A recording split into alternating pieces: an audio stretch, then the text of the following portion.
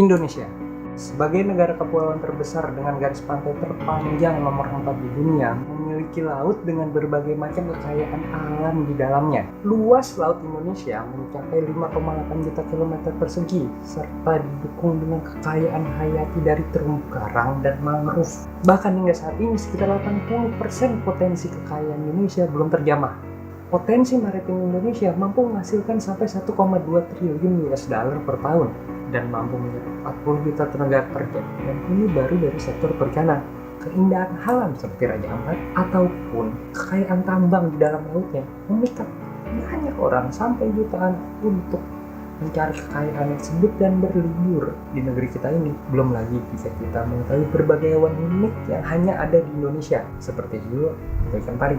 Dari 596 jenis hiu dan pari di dunia, 157 diantaranya dapat dijumpai di Indonesia, termasuk jenis hiu yang dikenal sebagai satwa laut terbesar di dunia, hiu paus.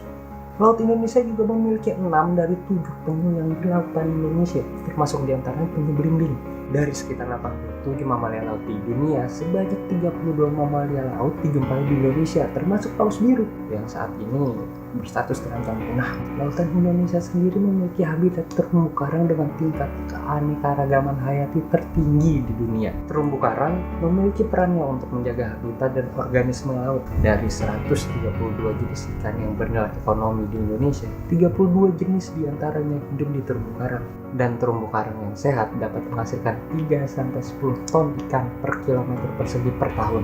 Dan bakau yang mampu melindungi daratan dari abrasi dan mampu meredam gelombang tsunami. Semua kekayaan alam tersebut memberikan peluang untuk masyarakat pesisir mendapatkan pendapatan yang lebih, seperti dengan membuat pemancingan komersil, pariwisata pantai, sarana rekreasi, dan pelabuhan. Jadi, apakah laut dan pesisir Indonesia benar-benar kaya akan keanekaragaman hayati dan potensi ekonominya? Iya.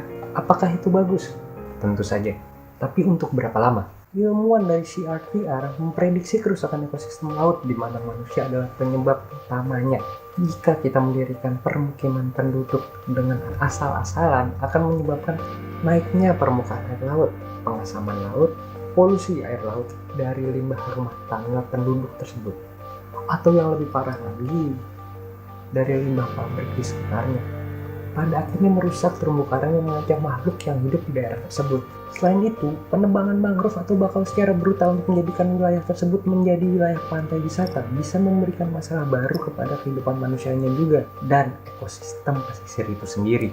Ketika Jepang mulai meningkatkan perkembangan mangrove untuk mengurangi dampak tsunami di kemudian hari, 28 wilayah Indonesia menjadi rawan tsunami karena lahan mangrove dirubah fungsinya menjadi tambak, lahan sawit, pantai wisata, dan lain sebagainya.